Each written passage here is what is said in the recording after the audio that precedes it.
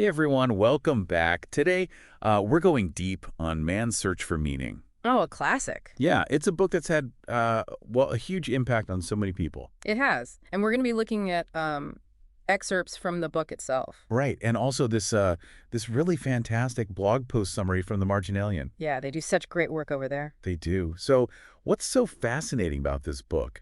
Well, I mean, first of all, the author, Viktor Frankl, I mean, he actually lived through the Nazi concentration camps in World War II. Yeah, and he was a psychiatrist. Right. And even while going through all that suffering. Unimaginable suffering. Yeah, totally. He found meaning and purpose. And that's what we really want to explore today, right? To uncover his experience and how that shaped his views. Yeah. And more importantly, how we can all use his wisdom to find meaning in our own lives, even when, things get tough. Exactly. Because let's face it, life can be pretty challenging sometimes. It can. So to start, let's kind of step into Frankl's world in these camps.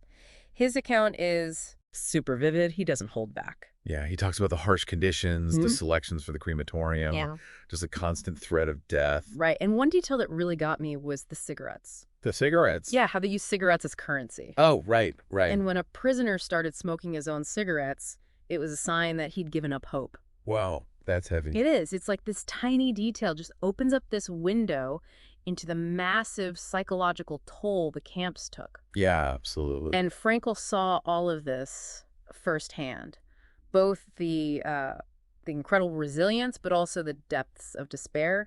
And he outlines 3 phases of a prisoner's psychological reaction.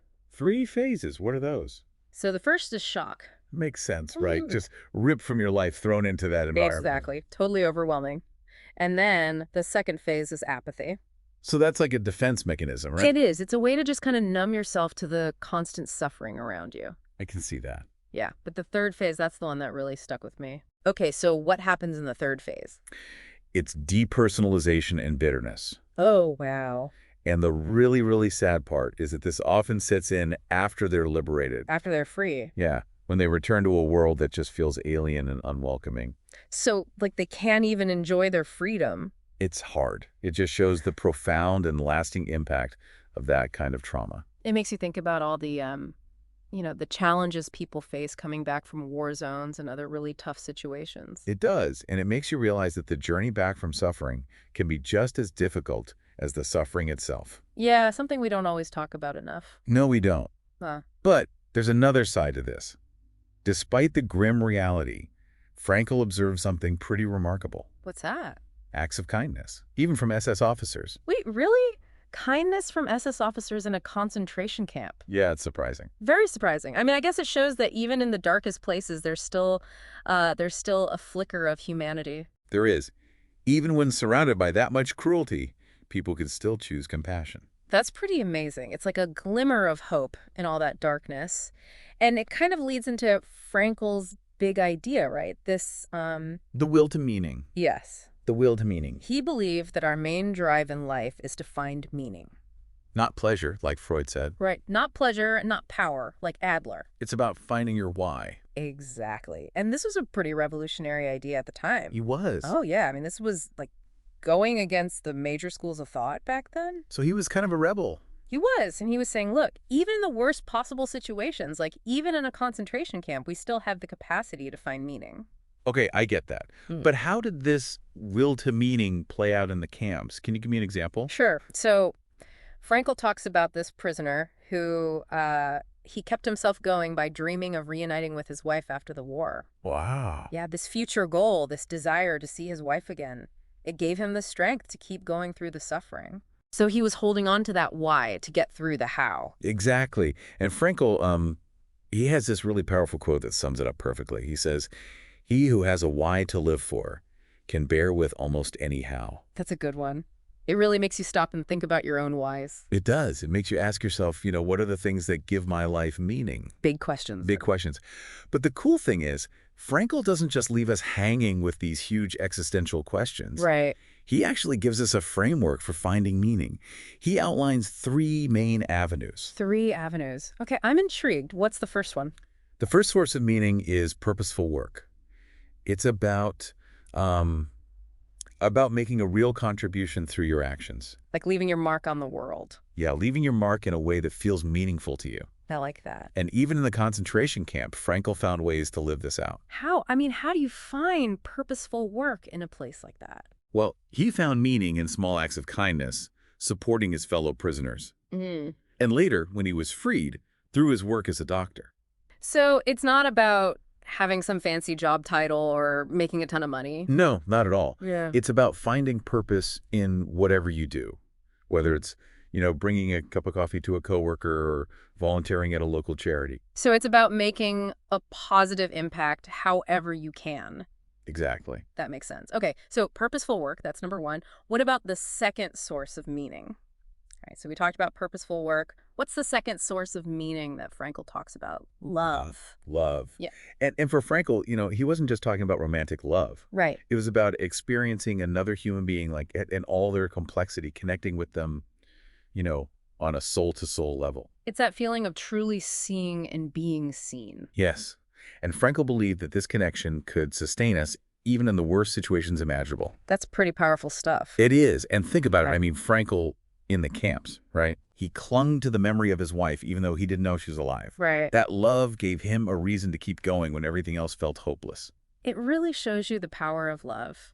It does in all its forms. Okay, so we've got purposeful work love.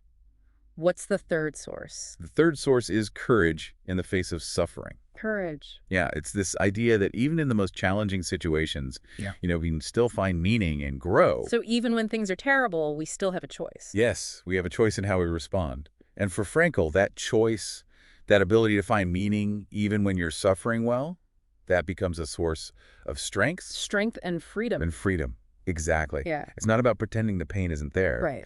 It's about recognizing that even in suffering, we can find opportunities to learn and grow. It's hard to imagine going through what Frankl did and not being completely consumed by despair. It is. But Yeah. he found meaning. He found reasons to keep going. It's amazing. It's like he's saying, look, life isn't always going to be easy, but even in the tough times, we can find hope. We can't. And that's one of the most powerful messages from his work, I think. Okay, so we've got these three sources. Purposeful work, love, and courage in the face of suffering. But how do we actually put these ideas into practice? That's where logotherapy comes in. Logotherapy, what's that? So logotherapy is the approach that Frankl developed based on all his experiences. So it's like therapy. It is a type of therapy, but instead of focusing on what's wrong, Right. it focuses on what gives life meaning. I like that. And you don't have to be a concentration camp survivor to benefit from it, right? Not at all. It's really about navigating life's challenges, the big ones and the small ones, and finding those moments of meaning. So it could help with things like going through a divorce or losing a job. Absolutely. Or even just feeling a little lost. We've all been there. We have. And logotherapy can offer tools to help you work through those feelings and find meaning on the other side. Okay, that makes sense. So tell me more about it. How does it work? Well, one technique is called paradoxical intention. Paradoxical intention. That sounds kind of complicated. It's actually pretty simple. It involves encouraging the patient to wish for the very thing they're afraid of. Wait, so if I'm afraid of public speaking, you're telling me I should want to give a speech? Well, yeah, kind of. Yeah. The idea is that by facing your fear head on, Right. you actually diminish its power over you. So you're basically tricking your brain. In a way. Yeah, it's about taking control. That's pretty cool. Sure. What other techniques are there? Another one is called dereflection. Dereflection, what's that all about? So this one focuses on shifting your attention away from your internal problems Okay. and onto something larger than yourself. So instead of obsessing over my anxieties, I should focus on helping other people. Exactly. By connecting with something meaningful outside of yourself, Right. you can find relief from those internal struggles. So it's not about ignoring your problems, it's about putting them in perspective. Yes. Frankl is all about encouraging people to take responsibility for their lives. Right. To find their why, and to face their fears. It's about acknowledging that life is going to have its ups and downs, but that we can find meaning even in the challenges. Exactly. And, there's something we haven't really touched on yet, this idea of the existential vacuum. The existential vacuum. Yeah, Frankl talks about it a lot, and I think it's so relevant to our lives today. What is it? It's that feeling of emptiness, a lack of purpose that so many people feel. Like life is meaningless. Right, and it can lead to all sorts of problems. Apathy, boredom, even despair. And Frankl thought this was partly because of, the decline of traditional values. He did, and I think he was onto something. Like, we've got all this freedom and choice, but without a clear sense of purpose, it can be kind of paralyzing. Totally. And today we're bombarded with messages telling us what to buy, how to look, what to achieve. It's overwhelming. It is, and it's easy to get caught up in chasing things that don't actually fulfill us. Right. We're looking for validation in all the wrong places. We are. Hmm. And that's where logotherapy comes in. It's about helping people find their own meaning, their own why. The thing that gets you out of bed in the morning. Exactly. It's about recognizing that true fulfillment comes from living a life that's aligned with your values and your purpose. It's like Frankl saying, hey, you've only got one life. Figure out what matters and go after it. Yes. And it doesn't have to be, some huge ambitious goal. No, not at all. It's about noticing those small moments of meaning in your everyday life. In your relationships, your work, even the challenges you face. Right. And Frankl's story is so powerful because, he found meaning in a concentration camp. Exactly. He wasn't denying the horrors, but he chose to focus on what he could control. His attitude, his actions. His response to suffering. And, we talk of the dark side of his experience. Yeah. But he also had these moments of, I guess you could call it transcendence. Yeah, like glimpses of beauty and connection that kept him going. Totally. Like that time he was working outside. Freezing cold, and this bird landed right in front of him. Talks about that in the book, right? He does. He describes this, wave of emotion. Oh. This feeling of connection to something bigger than himself. Even in that horrible place. Even there. Or how he would imagine his wife. He would picture her. So vividly that he could almost feel her hand in his. It's amazing that he could hold on to that. It is, and that's what Frankl calls tragic optimism. Tragic optimism. Yeah, it's like holding both the tragic and the optimistic in your heart. At the same time. Yeah, acknowledging the suffering, the pain, but still choosing to find meaning and purpose. So it's not about, pretending that everything's perfect. No, it's about finding the strength to keep going when things are really, really hard.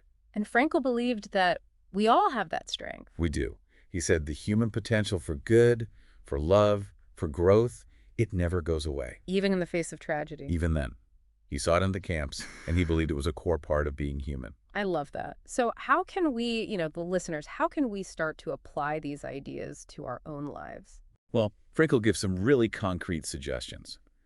First, he says we should actively look for ways to contribute. To make a difference. Yeah, whether it's through your work, your relationships, or even just small acts of kindness.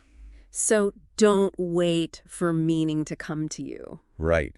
Go out and create it. I like that. He also talks about cultivating gratitude. Oh, that's so important. It is. Even when things are tough, there are always things to be thankful for. Noticing the good things, the little things. Exactly. And finally, I think it's about embracing challenges as opportunities for growth. So instead of avoiding difficult situations, We learn from them. we get stronger. We become more resilient, more compassionate. That's a really powerful message. It is. And I think, at the heart of it, Frankl is reminding us that we're not just victims of our circumstances. We have a choice. We have a choice in how we respond to things, how we find meaning. Even when life feels totally out of control. Yes. It's about remembering our own inner freedom, our power to shape our own lives. Well said. So, as we wrap up our deep dive into man's search for meaning, I want to leave you with this thought. What's one small step you can take today to live a more meaningful life? Maybe it's calling a friend, telling someone you love them, or just choosing to look at a challenge with a new perspective. Those are great ideas. Remember, even the smallest actions can make a difference and create a more meaningful life for you and for those around you. I agree. Thanks for joining us on this deep dive, everyone. Until next time.